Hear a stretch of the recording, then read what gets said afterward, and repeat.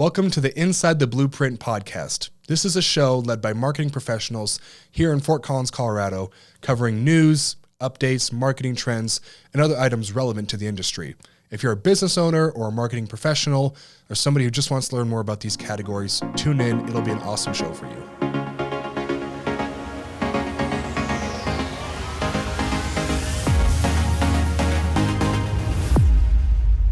Michael, it's going to be a great conversation today. We're going to talk about all things Google, Facebook, how we're taking down tech giants. Just kidding, maybe not. But yeah, excited to jump in and talk about ads for industry professionals and business owners. So there's a lot going on in this space. I'm trying to think of a good starting point, and maybe the best one is just, you've been in this industry for a while now, have seen quite a few changes over the years. I'm wondering if you can almost give me like a highlights and touch points in terms of where digital advertising has gone over the past 10-ish years, and especially in the paid advertising space. And maybe that'll help frame just how rapidly things change and how best practices are changing. Is that helpful? Yeah, definitely. Okay. I would say the biggest thing that's changed over time has kind of been the consolidation, I guess, of campaigns. I would say like 10 years ago, probably, you'd want hyper-segmented campaigns. You use manual CPC. Everything's very specific and geared, and over time things kind of get you want more consolidation, things like broad match keywords, advantage targeting. Sorry. But yeah, just like overall, you want things to be more segmented over time, because as time goes on, things like Facebook and Google, their algorithms, their automations have gotten better and better over time. Right. So the more consolidation, kind of the better things have gotten with campaigns. They're always trying to make things simpler for advertisers, also so they can make things simpler for small business owners. But obviously, there's always a place for us to make things better. So yeah, I'd say that's kind of the biggest thing. Sure. Yeah, I think that does give a helpful launching point. And speaking to a couple different audiences here, obviously industry professionals know where you're going with that, but especially for the small business owner, even from me being in this world, like let's take Facebook, for example, their goal may have been trying to serve the business owner better, but like we just talked about, Meta Business Suite is a nightmare to navigate. Mm-hmm. So maybe even just starting there in terms of trying to serve the endpoint business owner, what do you feel like are some of the top things they should be aware of or even thinking through as their company grows? At what point should they think about a professional versus trying to bootstrap it on their own? Yeah, I think the biggest thing I think any company should take into account is, where are their margins at? I think the whole idea of hiring an agency or a freelancer or whatever it is that they improve your return on ad spend. Sure. So say you ran something by yourself and you're getting a decent return for it, and you have a small budget, maybe it's not worth it to hire somebody because you have to pay their management fee on top of what you're spending on ads. Right. And if you're not getting a return with that management fee in mind as well, then it's probably not worth it. But, the thing is usually when you hire an agency, it's because they're good at their job and they can improve your return on ad spend. So that's kind of the biggest thing is just, make sure that return is there. They're there to help you scale, get more for your money. So, yeah. Sure. And obviously take off a hat so you can actually focus on running the business. Yeah, exactly. That's something I see a lot of, definitely, is, I've seen people who have figured out things decently to where they run their ads themselves and they're doing an okay job. But, why waste your time running your ads yourself when you can hire somebody to do that, and then you can focus on the business aspect of your business. Right. Well, in that vein of people trying to bootstrap it, which we get, depending on the phase of the business, it's necessary. What do you feel like, especially in your experience, primarily working in digital marketing agencies and probably taking over for campaigns in a wide variety of seasons or how long they've been running, some of the biggest mistakes you find people running into, especially when they're trying to bootstrap it on their own? Maybe, top 3 to 4 you've seen over the years. The number one thing that I see almost every single time you take something over is conversion tracking issues. I'm sure you guys are probably sick of hearing me talk about conversion tracking. That is like the core of everything that you do. Is if you have good or if you don't have good conversion tracking, how are you supposed to make good use of those campaigns? If you don't know what keywords, what creatives, what ads, whatever are turning into conversions, then how can you really get the most out of that? So the biggest thing I see is people don't have good conversion tracking in place. And that can be pretty technical. I think that's one of the biggest advantages of hiring somebody is getting good conversion tracking. Because again, that's kind of a technical thing that unless you do your research and you know what you're doing, it's really easy to do wrong. And even just like setting up stuff like tracking link clicks, for example, like that can be a fairly easy setup. But is tracking the submit button on a contact form, that's not as good as tracking an actual successfully submitted contact form. I think a lot of people would be surprised at how often people click a submit button but don't actually submit a contact form just as a mistake. So being able to track that correctly, that's super important. I would say after that, the biggest thing I would see is consolidation, kind of like I was already talking about. Bring it back. Yeah, straight back to that. I see a lot of time people run campaigns where they have 200 ad groups or they have one ad group with 200 keywords in it.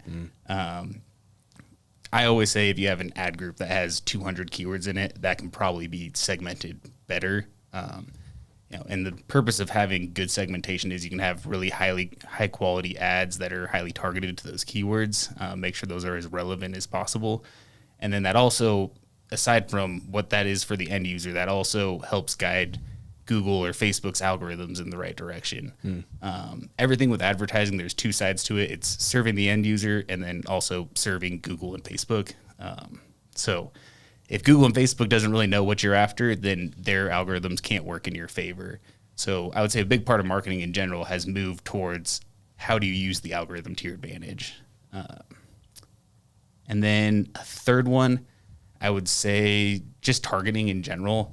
The number of times that I see people with bad targeting, whether that's targeting locations where they're seeing really bad performance when that money could be better spent in another location that is getting good performance, or again, just with the segmentation, you have one ad group with 200 keywords in it that might be different services and you're writing a general ad. That's not going to be as appealing to an end user. So if you're targeting 50 different plumbing services and all of your ads are plumbing services, but there's keywords like toilet repair, for example, it's better to have an ad that's about toilet repair than just about plumbing services because users feel like that's more geared towards them. It's more enticing, I guess, for them to click on. So things like that. Yeah, as you're talking, I'm sure somebody might be listening and thinking, that's overwhelming, that's a lot for me to manage, to which we would say, absolutely. Like, you've made a career out of just mastering these systems and programs. And so, again, we understand there's seasons where people might need to bootstrap it, but there's a lot that goes into a successful campaign, like you've just laid out. Another thought I had in that same vein, obviously you're talking about the technical layout and structuring campaigns and tracking and targeting. If we take a step back and even just focus on the messaging and the creatives, especially if you're on social media, curious if there's, whether it wants to be the vein of big mistakes or even just advice of, let's say, a Facebook ad for a plumbing company. To give an example, maybe to jump off of, I'll often see ads running for like, oh, furnace repair near you and $10 off or whatever it is. Sometimes that's just bland and doesn't seem super creative. So again, bringing your expertise to the table, you can choose an industry or go super broad, even stepping back to the creatives and messaging. How should people be approaching that, even if they're industry professionals? Yeah, definitely. I think one of the biggest things that's more of a broader business thing, I guess, is just having a good, strong, unique selling point. Like you were saying, like you can say $10 off your plumbing repair. That's not really a unique selling point. That's a promotion or a discount. And as great as getting $10 off on a service might be, that isn't really something that makes you stand out. If you're a plumbing company, for example, there's probably 50 other plumbing companies within 20 miles of you. So you really need to be able to find a way that makes you stand out, something that makes users actually feel enticed to interact with your company, especially when you're a smaller local business. There's a lot of benefits to being a local family mom and pop business by itself, but there's also the side of if you're a big company like Roto-Rooter, for example, just people having that brand awareness of that brand makes them feel safer with it because they don't feel like they're going to get scammed necessarily. There's some exceptions to that. Obviously, there's plenty of negative reviews on big companies saying that they upsold them or whatever that is. But they have a lot of advantage just by being a well-known brand. Like if you look for plumbing services near me, somebody Googles that, people are more likely to click on the ad of the brand that they are aware of. I've seen that a lot because I've worked with bigger brands and I've worked with small local mom and pop shops, and those bigger brands always have the advantage of just being known already. So as a smaller company, you really need to have something that sets you apart, and being able to communicate that in your messaging, and just being able to find that unique selling point for yourself.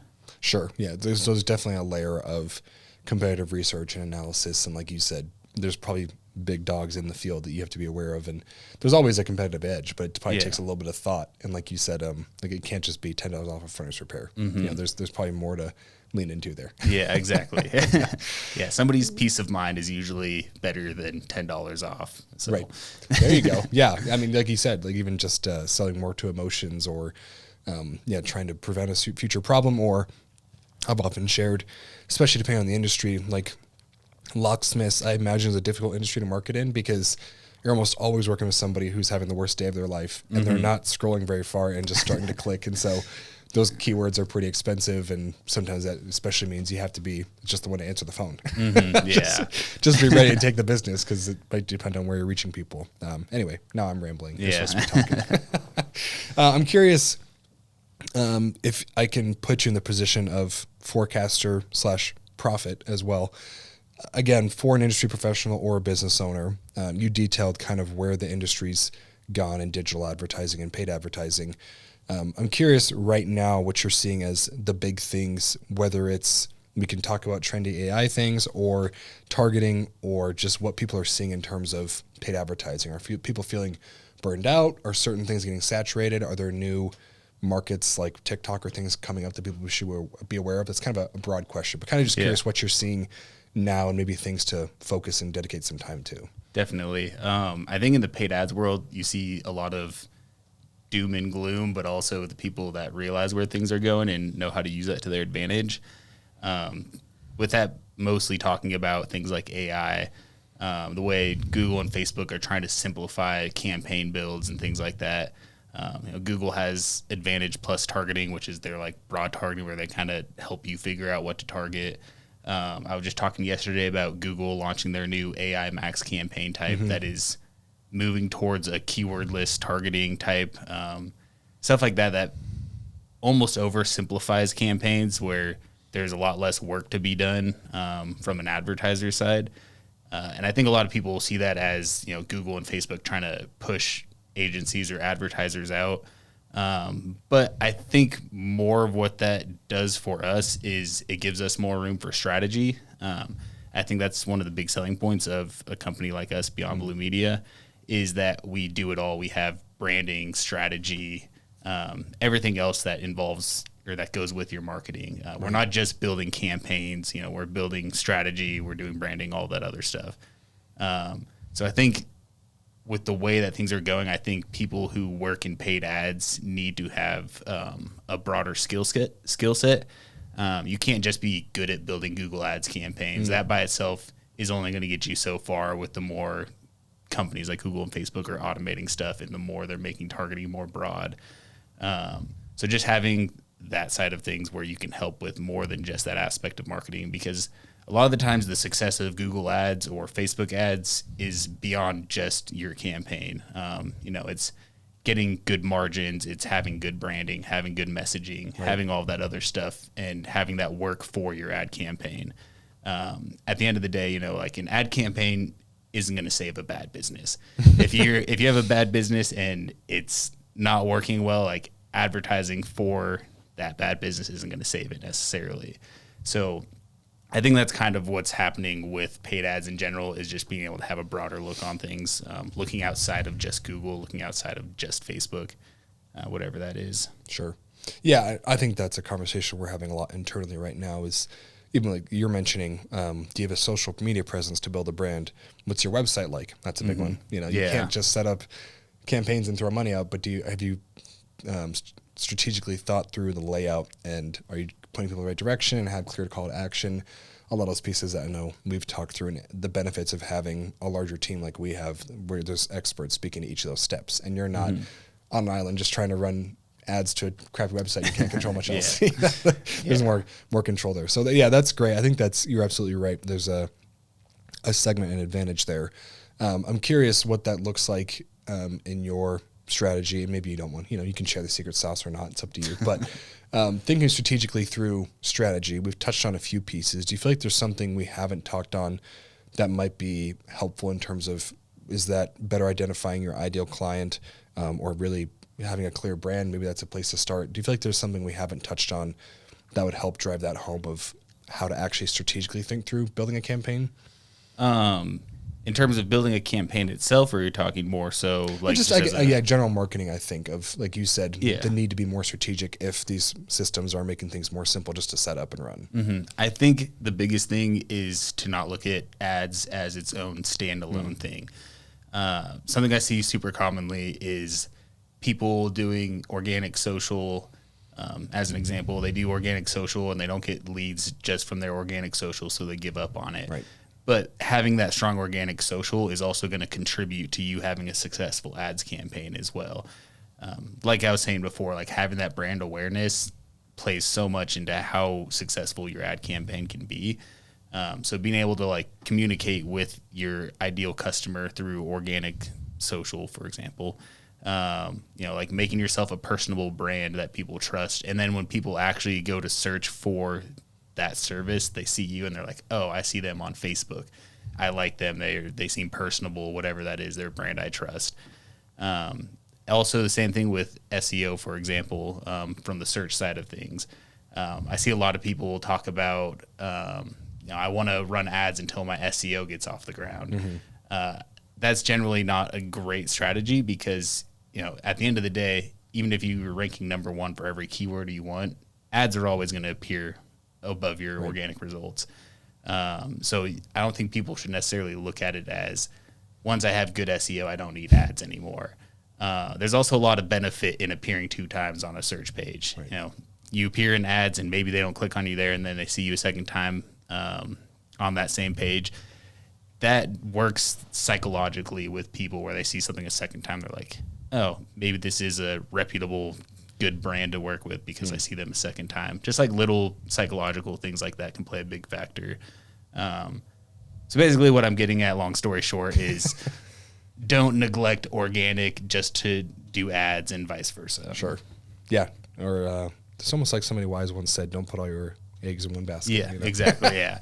Especially with how volatile Google can be. You can be ranking number one day and then a week later you're on page 2. So sure. Having both of those there can always work to your advantage. Sure. You're basically just saving Leanne's butt. Is what we're talking about. Just where would really I do looking out for the SEO team. No, there's a lot of good things you said there. And even, as a practical example, if there's a plumbing company, let's say, and they're running a really good Facebook ad campaign, but somebody then lands on your page and your last post is from 2018, that's going to be a little disjointing. Like they're going to want to see some cohesion there. So I think you're spot on in terms of more of that broad approach and really trying to tackle it from a lot of angles, which can feel overwhelming, but it's important. Like the world's going digital. You gotta catch up. It's not going digital. It is digital. That's fair. Yeah. Some people are still catching up. It's going AI now. Yeah, that's the new one. No, that's great. I'm wondering then if people are, there's some of those broad approaches, and you've talked about some of the holes along the way, and even AI coming into it as well. What would be, you kind of alluded to this with the strategy, what's the beacon of hope? But as even things like these big technology companies are making overhauling changes and interplaying with this new technology, AI, that's still mysterious. Marketing has been around since the beginning of time. So what's the encouragement to either the industry professional or the business owner in terms of no matter what's changing in the world, like good marketing will always produce blank. Right? I don't know if that's a helpful question. Yeah. I'll say 2 things with that. The first thing that I see as, I don't know if it's a beacon of hope necessarily, but something that I'm looking forward to seeing the results of. And I don't know if this is something people outside of the marketing world really keep up with, but I think the antitrust stuff with Google, if you're not familiar with that, Google's antitrust lawsuits are basically the government saying that Google's had a monopoly on the search ad space. Yeah. And so they're trying to break that up as much as they can. That would be fantastic for advertisers, business owners, small business owners. because, at the end of the day, more competition always benefits the consumer. So ideally, it's one of those things, like, I'll believe it when I see it, but ideally, that works out in everybody's favor. Google has to break some stuff up and we see more competition in the market. One of the biggest things I've seen with Google over specifically the last like 5 years, I would say, is CPCs just increasing a lot. The higher the CPCs are, the less return you're getting for your ad spend. So ideally, we see more competition in the space, especially with like ChatGPT, for example. There's a lot of stuff going on with getting ads on ChatGPT and people using ChatGPT as a search option. But having that competition lowers CPCs and helps people get more return for their money. So that's something that I'm very much looking forward to seeing the results of and hoping it all works out in our favor. I know they've already lost a couple of those suits, but there's quite a bit to come with that. So Sure. Yeah, I'm sorry. What was the question again? No, I feel like maybe you said there was two things, but I'm not sure if you blend them together. But you did, even just as you noted at the end there, I think this is, again, speaking to why it's helpful to have solid professionals doing what they should do, because like you said, even if Google and Facebook are taking steps to try and simplify the end journey of setting something up, now there's new players, like even ChatGPT ads. That's something that's brand new. We'll see what that looks like, what that can even turn into, and just these shifting markets. And so again, to the business owner that might be like, there's just way too much going on, they don't know where they should be. That's what we're supposed to be responsible for, right? Is you're looking at these things regularly, watching marketing news, testing things out, and just discovering where is the industry going. And even had in our company Slack channel, a funny example of some of these things still catching up and just running some ad title ideas through it. And there was a really awkward one that was just like, robots haven't quite figured out what to do here. So maybe in that vein then, tying some of these pieces together and leveraging the technology and tools, but I think what you've maybe more subtly hinted at as well is some of that human element to be able to critically think and put yourself in the shoes of your consumer.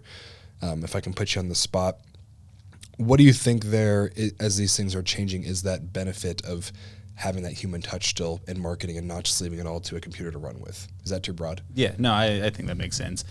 I think at the end of the day, having a human element is always going to be important in your ads.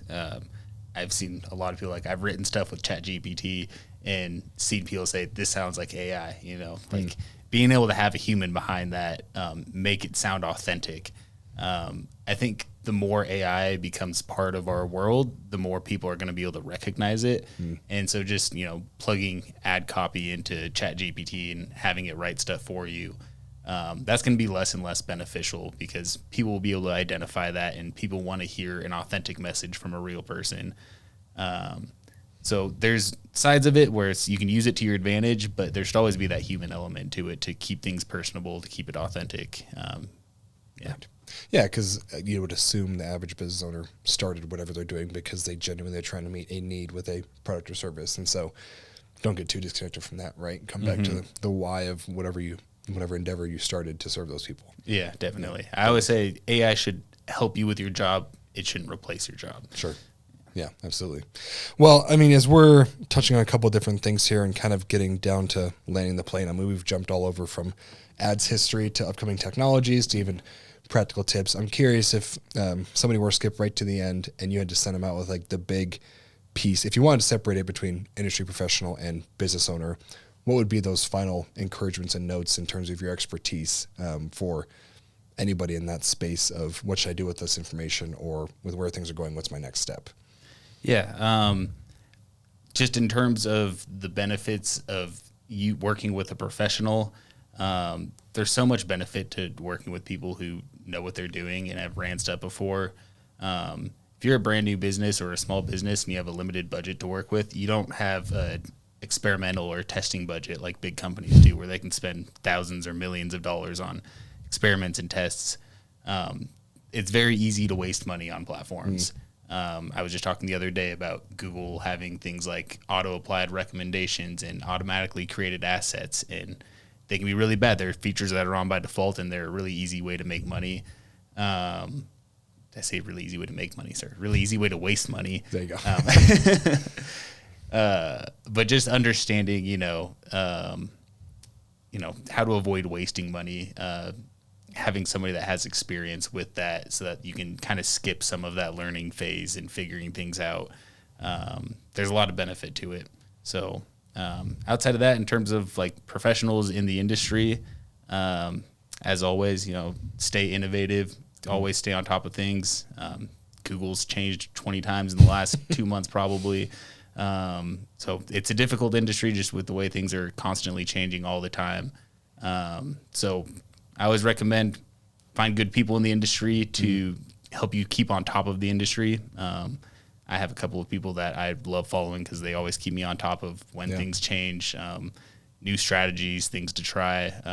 So just stay proactive with everything you do. And I would say always include marketing as part of your business. Marketing's not just an aspect of your business. I would say marketing is your business. Right. Everything works together. So yeah, I think that to put a punctuation note on that, like you said, especially in the industry or even for the business owner as well, when there's these big changes that feel overwhelming and scary and unknown, seek the opportunity, right? See where, because it's always going to open a gap. If it solves this problem, like you said, it just means you have to focus more on being more present on different channels. So I think that's a big one, is just have the mindset to seek the opportunity instead of being so consumed with what it's replacing. Yeah. Okay, well, this has been great. I appreciate your wisdom. Thanks for sitting down with me in this nice dark room with these beautiful lights. It's been really good. Hopefully this has been helpful and valuable to people. So appreciate your time.